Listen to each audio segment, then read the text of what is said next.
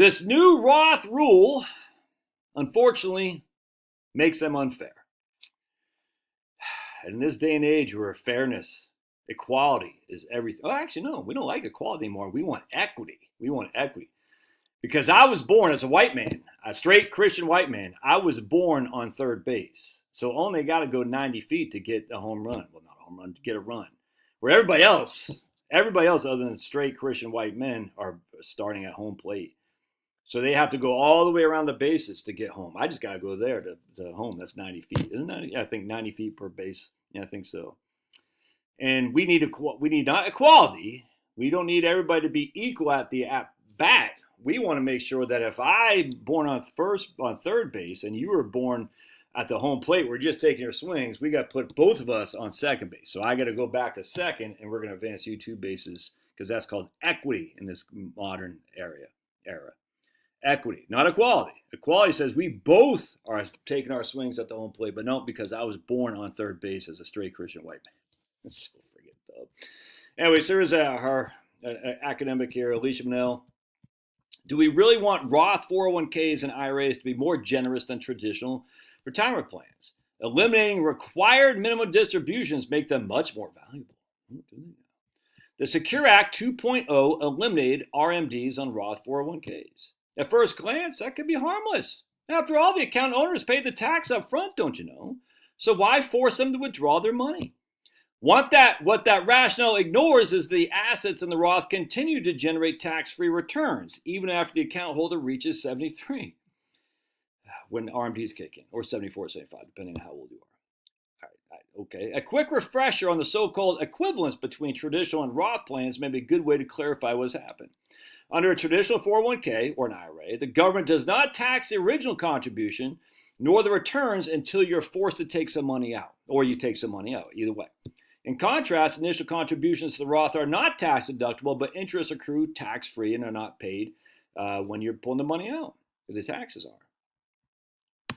Although the traditional Roth may sound quite different, the conventional argument is that they offer virtually identical tax benefits.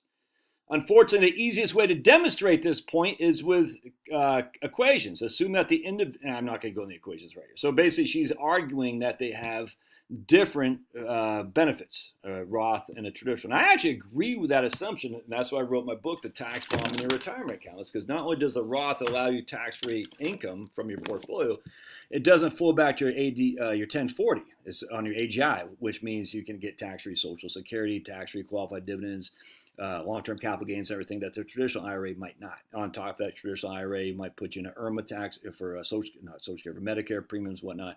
So I think that the benefits of a Roth are absolutely beneficial relative to traditional, even though you can make an argument of tax equivalent in terms of just this versus that.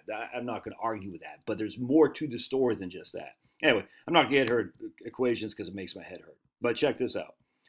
One argument for changing the RMD rules appears to have been make the Roth 401k similar to a Roth IRA, which have never been subject to RMDs. Consistency is a good goal. However, Congress flipped the switch the wrong way. Flipping the wrong way cost the government money. How dare you cost the government money? That's our money. It's not yours. You're just lucky we let you keep it. It's our money. Right now, even though 82% of employers offer a Roth 401k option, only 17% take it up. And this is the issue that Alicia has right here, the equity versus equality. Everyone has an equal right to put money into a Roth 401k. Just because they choose not to doesn't mean we punish the people who do, Alicia. 82% of employers offer a Roth 401k option.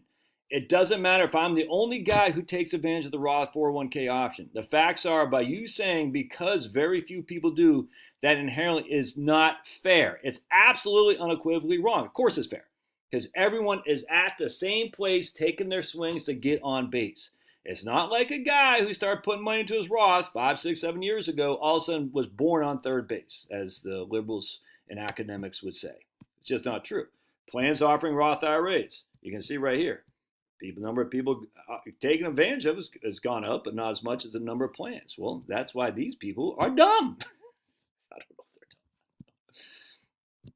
As more workers recognize the advantage of not having an RMD, the percentage will increase. As a result, the tax expenditure for retirement plans, a wasteful expenditure under any regime, will increase. All right. If Congress is looking for money, introducing RMDs or Roth IRAs, what?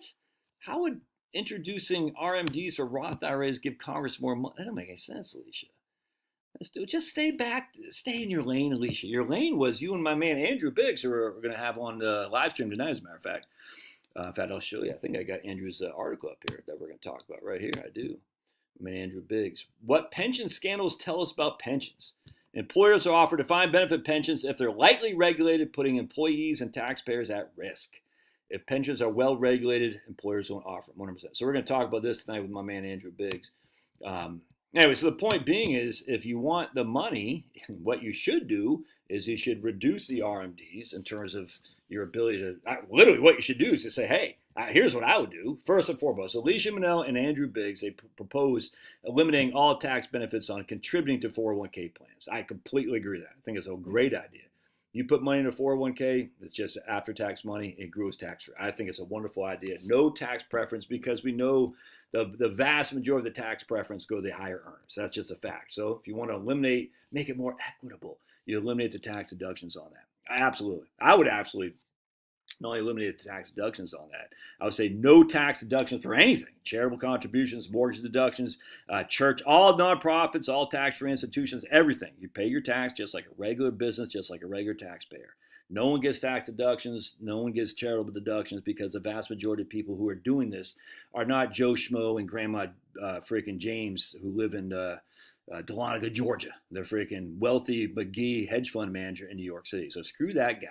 So the tax deduction stuff is a I don't want to say a scam, but it's very well received by the uber wealthy, who you and I are not. All right. Do you ever notice an uber wealthy who wears his Maine Mariners shirt like this? No, of course not. Of course not. Anyways, the point being, if you want more money, eliminate the tax deductions, which Alicia, to her credit, argued for, as well as Andrew, which I'm a big fan of. Part two of this, if you want more money, just say, hey, not only that, but we're going to say you have no, other than a spousal beneficiary, if you want to get money, whoever receives the benefit at your death as a non-spousal beneficiary has to take the whole thing out in one fell swoop. That's the way you do it right there. That's where the money's at. Now, that's got to be some kind of grandfather clause in there. But what I'd say is, man, there is no 10-year requirement to exhaust the non-spousal beneficiary of an IRA. You've got to take the whole thing out at once. You want to get freaking people to stop doing pre-tax money? They'll be doing Roth IRAs just like that, because they'll say, I'm putting my money in the Roth, and if I die, my kids get that money completely tax-free, even if they got to take it out one fell swoop. Unlike if they got to take it out one fell swoop in a pre-tax amount, they're going to get smoked in taxes. That's the way you do it. But frankly, I don't want the government to get more money. I want the government to get less money. In fact, what I say is always, don't tax income, you tax wealth. Or you can do tariffs. I don't care, but don't tax income, tax wealth. That's the way to do it. All right. Love your thoughts. God bless. Alicia, once again, is wrong. Actually, look, dude, I like Alicia Minnell. I like the way she thinks. I disagree with her probably 80% of the time, but I think she is trying hard to be more charitable for lower income people. I get that 100%, and I support that, but I don't support it to say, and she didn't say this, but I'm putting words in her mouth, but you get the gist of these guys, these academics. We got to be more equity because rich white guys are born on third base. I don't support that at all. It's stupid. Everyone has a chance to put money into a Roth. I don't care if you're a single gay black woman. You could do a Roth just like a freaking married conservative white guy. Everyone can do a Roth, man. It's just that simple. They're inherently equal at 100%. All right, God bless. Love your thoughts. Smash that like button.